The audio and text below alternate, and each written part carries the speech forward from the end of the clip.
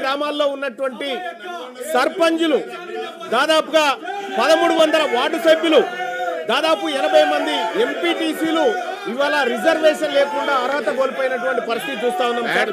అందులో దాదాపుగా బీసీలకు 634 మంది బీసీల సభ్యులకు బీసీ అభ్యర్థులకు. సో ఇట్లా బీసీలకు రిజర్వేషన్ అమలు కాక ముందుకే ఉన్న రిజర్వేషన్లు పోయినటువంటి పరిస్థితి ఈ మున్సిపాలిటీలో విలీనం ద్వారా జరిగింది అధ్యక్ష.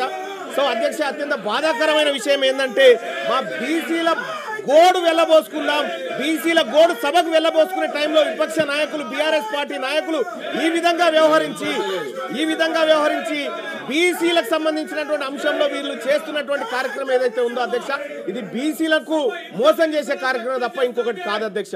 దయచేసి బీసీల విషయంలో బీసీల టాపిక్ వచ్చినప్పుడు బీసీల బిల్లు పెట్టినప్పుడు కొద్దిగా సంయమనం పాటించాల్సినటువంటి అవసరం ఈ సభ వీళ్ళకు ఉండే సార్.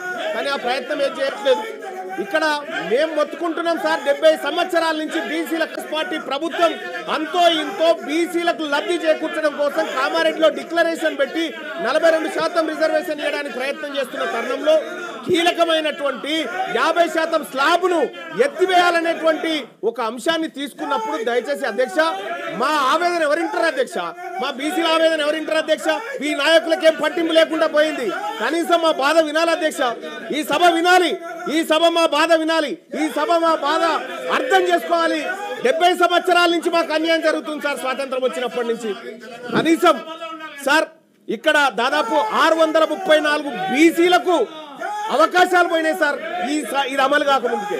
సార్ ఇంకొకటి సార్, కాంగ్రెస్ పార్టీ ఇప్పుడు 42% రిజర్వేషన్ ఇవ్వడానికి నిజంగా ఇప్పుడు అమెండ్మెంట్ చేస్తా ఉన్నాం, ఈ బిల్లును సరి చేస్తా ఉన్నాం, స్లాబ్ ఎత్తేస్తా ఉన్నాం కదా, దీనివల్ల కూడా సాధ్యం కాదు సార్. ఇది కూడా కేవలం మేము పని చేసామని చెప్పుకోవడానికి మాత్రమే పనికొస్తుంది తప్ప సార్ దీనికి 2 హార్డిల్స్ ఉన్నాయి సార్.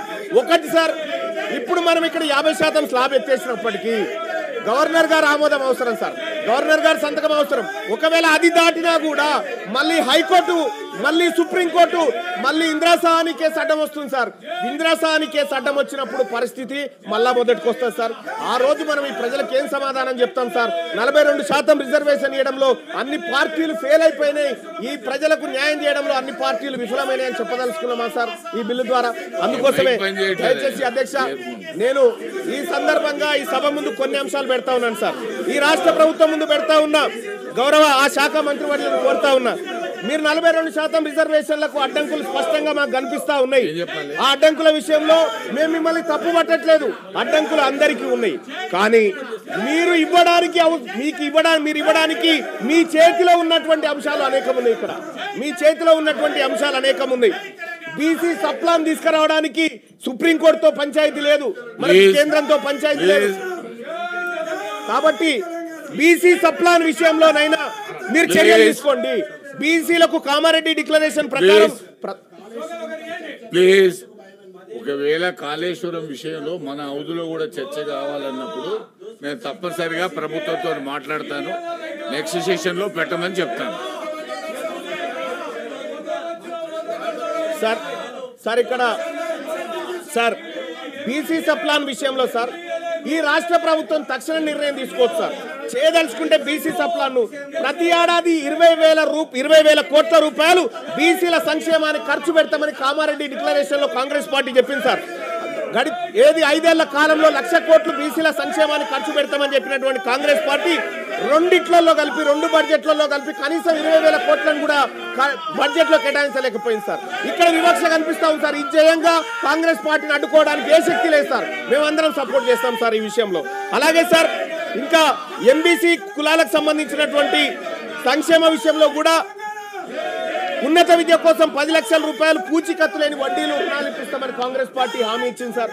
ఈ విషయంలో కూడా కాంగ్రెస్ పార్టీ ఏ విధంగా కూడా చిత్తశుద్ధితో పనిచేస్తున్నట్టు కనిపించట్లేదు సార్. అలాగే సార్ అన్ని జిల్లా కేంద్రాల్లో 50 కోట్లతో convention hall, press club, study circle, library, క్యాంటీన్లతో ఉన్న ప్రొఫెసర్ జయశంకర్ బీసీ ఐక్యతా భవనాలు కట్టిస్తామని చెప్పారు సార్. అక్కడ కూడా సార్ వీటిలో ఎక్కడ కూడా ముందడుగు పడలేదు సార్.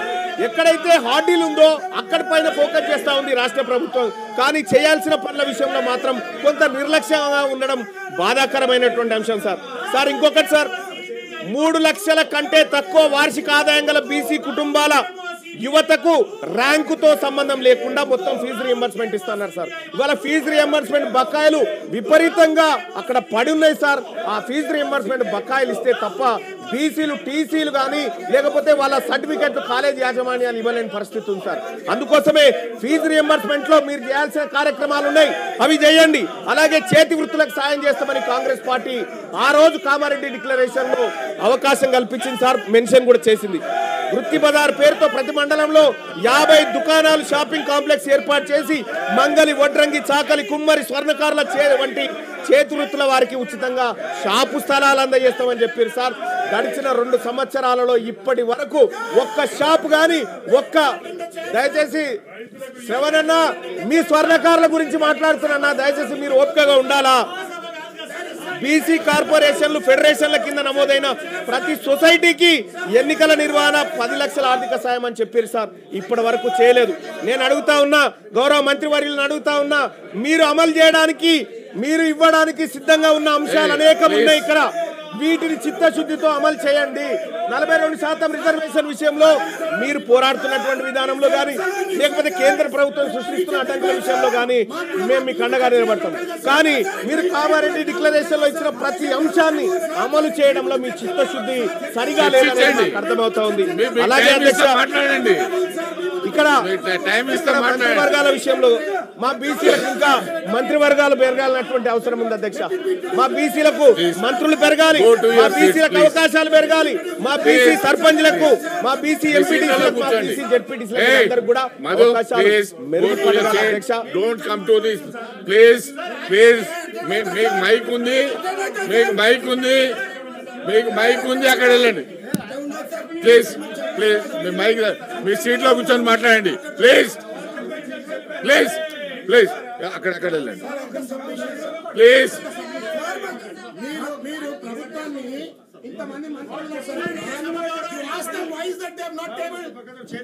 చాలా విషయాల్లో అసెంబ్లీలో వచ్చే విషయాలు ఇక్కడ రావు, ఇక్కడ వచ్చే no. Please please please please please please Madhu, please go and sit there, go to your seat please. మీ సీట్లలో వెళ్ళండి ప్లీజ్ ప్లీజ్. బీసీ బిల్ మీద మాట్లాడండి, అవకాశం ఇస్తాను please please. Complete your thank you sir. Sir ఇవాళ ఈ రాష్ట్ర ప్రభుత్వం తీసుకొస్తున్నటువంటి సవరణ ద్వారా అధ్యక్ష, గతంలో కేసీఆర్ ప్రభుత్వం తీసుకొచ్చినటువంటి ఈ 50% ఏదైతే 34% చేయాలన్న వాళ్ళ ప్రయత్నాన్ని అడ్డుకున్నారు సార్ ఆ రోజు హైకోర్టులో. ఇప్పుడు మళ్ళొక్కసారి అడ్డుకోరన్న గ్యారంటీ ఏమైనా ఉందా? ఈసారి చేసేటువంటి అమెండ్మెంట్ కూడా ఖచ్చితంగా అడ్డుకుంటారు వాళ్ళు. అడ్డుకున్నప్పుడు మేము ఎవరి మొహం చూడాలి? మా బీసీలు ఎటువైపు చూడాలి సార్? అప్పుడు మాకు ఎట్టి పరిస్థితిలో ఇది ముందుకు పోతదనేటువంటి ఆలోచన లేదు. మీ కళ్ళ ముందున్నటువంటి అన్ని అంశాల్లో బీసీ డిక్లరేషన్ ని ఉన్నది ఉన్నట్టుగా ఈ 42% మీరు సాధ్యమైనంత వరకు మీ ప్రయత్నం చేస్తూనే మిగతా అంశాల మీద ఫోకస్ పెట్టాల్సిందిగా ఈ రాష్ట్ర ప్రభుత్వాన్ని కోరుతా ఉన్నాం సార్. అలాగే ఇదే బీసీలకు సంబంధించినటువంటి విషయంలో ముదిరాజులను అధ్యక్ష, ఇదే కామారెడ్డి డిక్లరేషన్ లో మా ముదిరాజ్ సోదరులను జీఓఎంఎస్ నెంబర్ 19/2/2009 పునరుద్ధరణ చేస్తామని చెప్పి కాంగ్రెస్ పార్టీ హామీ ఇచ్చింది అధ్యక్ష. ఇందులో బీసీడీలో ఉన్నటువంటి ఈ తెలంగాణ రాష్ట్రంలో అత్యధిక జనాభా కలిగినటువంటి ఈ బీసీ బిడ్డలను, ఈ ముదిరాజ్ బిడ్డలను బీసీడీ నుంచి బీసీఏలోకి అధ్యక్ష మా ఇంకో అరల నుంచి ఇంకో అరలకు వస్తాంటారు తప్ప వాళ్ళు ఇంకో దాంట్లో పోయి గుంజుకుంటామని చెప్తలేరు అధ్యక్ష. ఈ ఇచ్చిన హామీ ఎందుకు అమలు చేస్తలేరు అధ్యక్ష? ఇది సుప్రీంకోర్టు అడ్డం పడతా ఉందా? దీనికి ఏమైనా పార్లమెంట్ అడ్డం పడతా ఉందా? దీనికి ఏమైనా కోర్టులు అడ్డం పడతా ఉన్నాయా? రాజకీయ పరమైనటువంటి నిర్ణయాన్ని కాంగ్రెస్ పార్టీ తీసుకొని ఇది చేయొచ్చు అధ్యక్ష. ఇది చేయకుండా ఇది అట్లే పెట్టింది. గంగపుత్రుల విషయంలో కూడా ఇదే పరిస్థితి అధ్యక్ష. ఇవాళ గీత కార్మికులకు మనము వైన్ షాపులలో రిజర్వేషన్ అని చెప్పి చెప్తా ఉన్నాం అధ్యక్ష ప్రైవేట్ యూనివర్సిటీలు పెట్టే కాడ మా గీత కార్మిక మా గౌడ సోదరులకు అవకాశాలు కల్పి కాంట్రాక్ట్ల దగ్గర అధ్యక్ష 42% రిజర్వేషన్ కాంట్రాక్ట్లు ఇచ్చే కాడ ఈ బీసీలకు ఇవ్వంగా ఏ చట్టం అడ్డుకునే పరిస్థితి లేదు అధ్యక్ష. మీరు వాళ్ళని పైకి తీసుకురావడానికి మీ కళ్ళ ముందు అనేకమైనటువంటి అంశాలు ఉన్నప్పటికీ కూడా ఇది చేయకుండా ఇవాళ కాంగ్రెస్ పార్టీ కేవలం 42% బీసీ రిజర్వేషన్ పేరుతోనే మమ్మల్ని తిప్పడం ద్వారా లాభం ఏముండదు అధ్యక్ష. మీరు చేయాల్సిన ప్రయత్నం చేస్తూనే ఇచ్చిన హామీలను నెరవేర్చాల్సినటువంటి అవసరం ఉంది అధ్యక్ష. మత్స్యకారుల హక్కులకు సంబంధించి మత్స్య సామాజిక వర్గాల మధ్య పెండింగ్ లో ఉన్న సమస్యలు పరిష్కరించేందుకు త్వరితగతిన ప్రయత్నం చేస్తామన్నారు అధ్యక్ష. అదెటుపోయిందో అయితే గొర్రెల స్కీమ్ ను కాంగ్రెస్ పార్టీ ప్రభుత్వం ఏర్పడ్డ తర్వాత 100 రోజుల్లోనే 2వ విడత గొర్రెలు పంపిణీ చేస్తామన్నారు అధ్యక్ష.